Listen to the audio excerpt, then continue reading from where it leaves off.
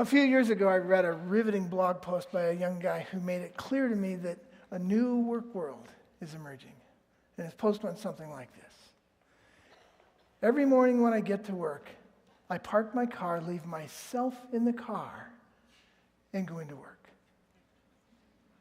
At lunch, I always try to come back out and reunite with myself for a few minutes before I have to leave myself in the car again and go back into work. I do this every day. And in the evenings, I always hope I'll get off in time to reunite with myself before I'm gone. What this guy identified is that he's living at the intersection of two opposing work worlds. The industrial age, which is still strangely dominant in the front office of most companies, and the participation age, which is emerging as the new standard for how we work. It's an awkward pass-off. For instance, in the production area, we have replaced industrial age assembly lines and smokestacks with things like nanotechnology and clean rooms. But the front office looks pretty much the same way it did 100 years ago, with managers making all the decisions. These industrial age management practices, which recreated humans as extensions of machines, are colliding with the emerging participation age workforce that wants to make meaning at work, not just money. The hallmarks of the participation age are simple: participation and sharing. Companies are discovering that if they invite everyone to participate in the building of a great company and to share in the rewards, that both the company and the people profit more. The participation age is also creating workplaces with a soul. This isn't woo-woo crap. These are hardcore success strategies. And this isn't a fringe idea. Those who embrace the participation age will flourish, and those who don't will be left behind.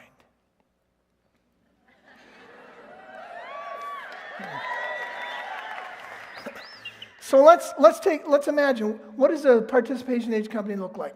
Imagine a company with no departments, no corporate ladder, no promotions, no HR department, no written policies, and just a few written beliefs.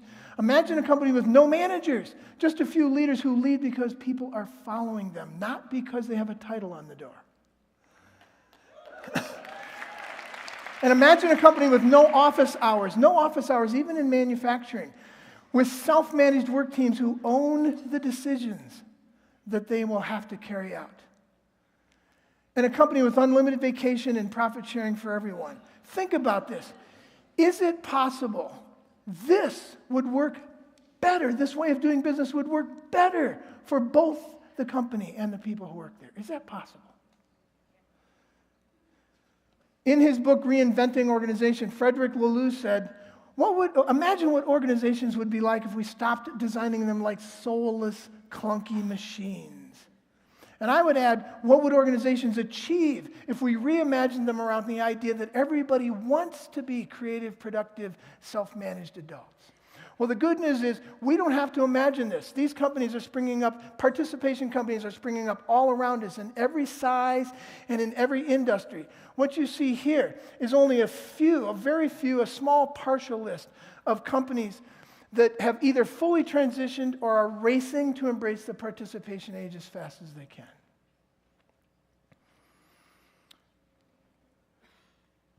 We need to know why they want to do this.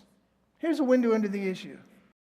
Of all the reporters' questions, who, what, when, where, how, and why, which one of those is the most human of questions?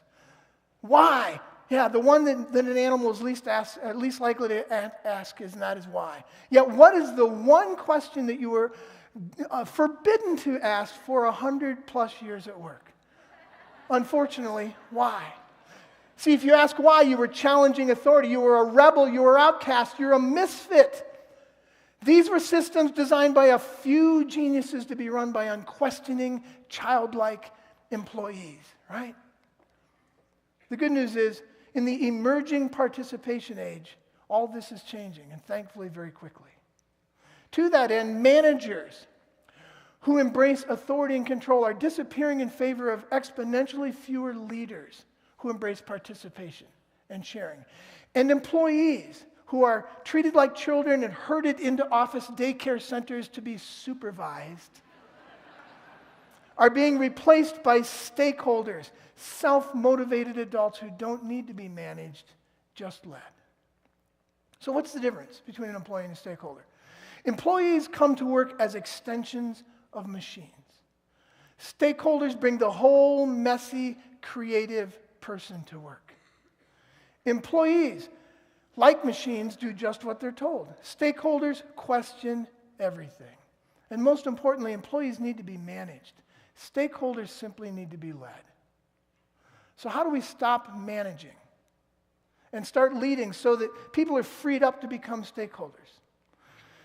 First, we have got to stop solving problems and deciding things. Leaders train other people to solve problems. They delegate decision-making, and then they get out of the way. Because you see, the art of leadership is to know how few decisions the leader needs to make. Secondly, managers focus on process. They can't help themselves. While leaders focus on results. Just get me a result. And third, managers delegate tasks, which actually makes people feel used. Put this nut on this boat. While leaders give responsibility, get me a great result, get me a great product. And giving them responsibility creates ownership, and ownership is the most powerful motivator in business. It will giving ownership will make sure that you take care of your own, well, you get the picture. Something else is emerging. The problem is in the industrial age, nobody owned anything, least of all your time. You traded time for money. It was a very clear exchange. You give me X amount of money, I will give you, or X amount of time, I will give you X amount of money. But in the participation age, something new is emerging. Companies are realizing that when they give people time, they will make you more money.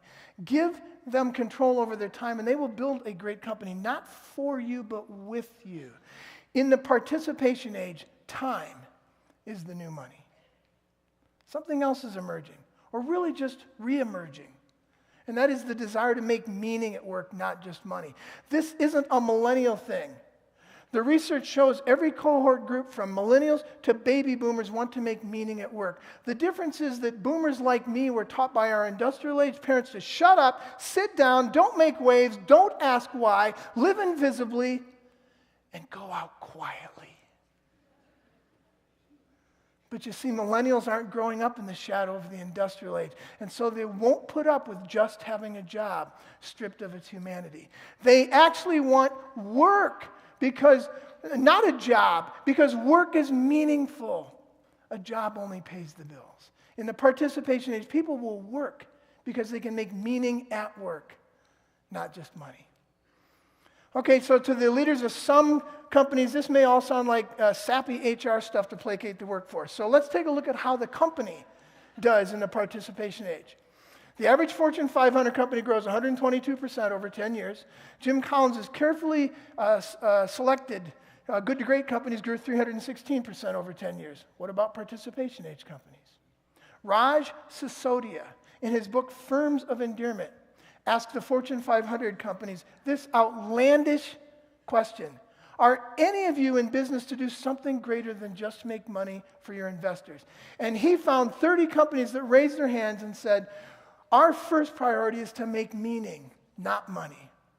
And with that primary commitment to making meaning, those 30 companies grew an average of 1,025% over 10 years, 3 times faster than good to great companies and 10 times faster than the norm.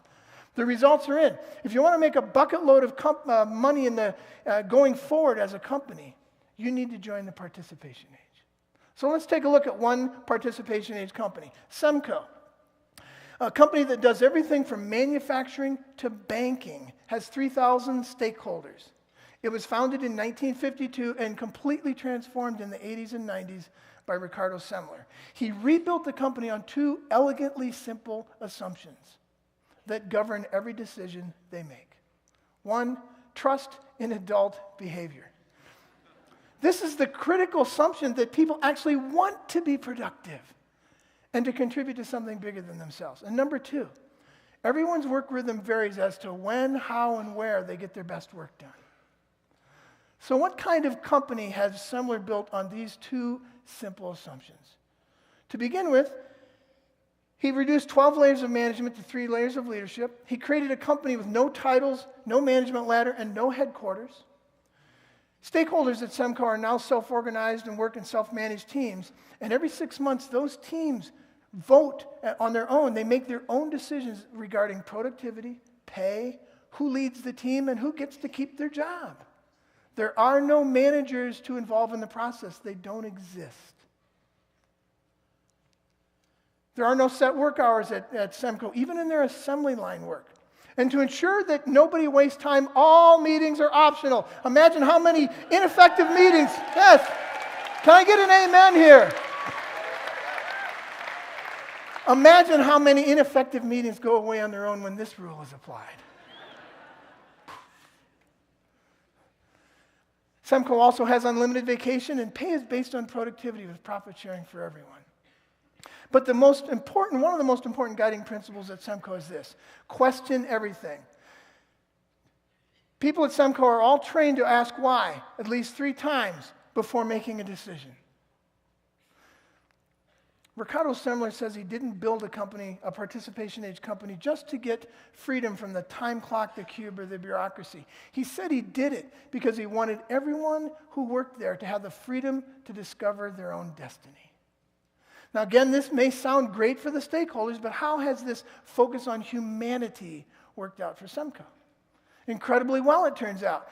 In a recent 10-year recessionary period, Semco's revenues grew 600%, profits were up 500%, productivity rose 700%, and to this day, employee turnover remains at an incredibly low 1% to 2%. But these guys aren't alone. They're not freaks. W.L. Gore, for instance, with 10,000 stakeholders, was organized this very same way long before Semco. And scores of other companies are already organized this way or moving as quickly as they can in this direction. So how do we find one of these companies, or how do we build one ourselves? First, make sure people are paid for great work, not for time spent sitting in a chair for another year. Look for a results-based workplace. Second, find out if stakeholders actually own and can make and are empowered to make the decisions they will have to carry out. And third, talk to the stakeholders themselves and see if they're invited to bring the whole messy, creative person to work. So how do we prepare to become part of the participation age? First, it takes a focus on making meaning, not just money. Second, of course, be self-motivated. Create your own path. Employees need to be told what to do. Stakeholders design their own lives. And third, ask yourself, what motivates me at my very core? My mother strongly encouraged me to build a life around the 3 S's of the industrial age: safety, security, and stability. The idea that every day should look the same. The problem with these is they're near the bottom of what motivates people. To her credit, coming out of the Great Depression, she was looking up at the bottom at needs that had never been met. But in the emerging work world, stakeholders will stand on the foundation of safety, security, and stability to pursue the 4th S of the participation age: significance. This may be a trapeze moment for you. If you run a company or feel like you're stuck in a job with no soul, you may have a decision to make. But there's good news. There are a few dozen giant corporations, hundreds of big ones, and tens of thousands of small to medium-sized companies racing to embrace the participation age as fast as they can, or who are already there. Don't settle. Find one you can join as a stakeholder, or build one yourself. The emerging work world is waiting for you. Please come join us in the participation age. Thank you.